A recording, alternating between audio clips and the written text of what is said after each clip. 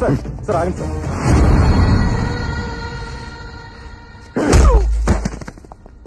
నన్నే టచ్ చేస్తావా?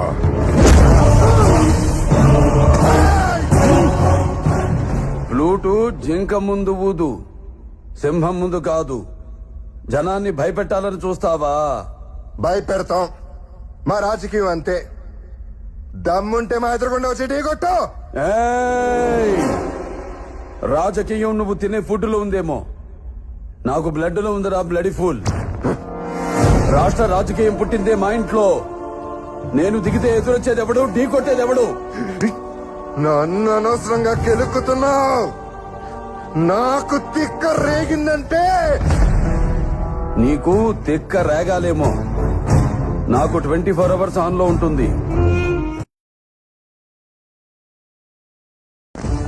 సార్ ఆగండి సార్.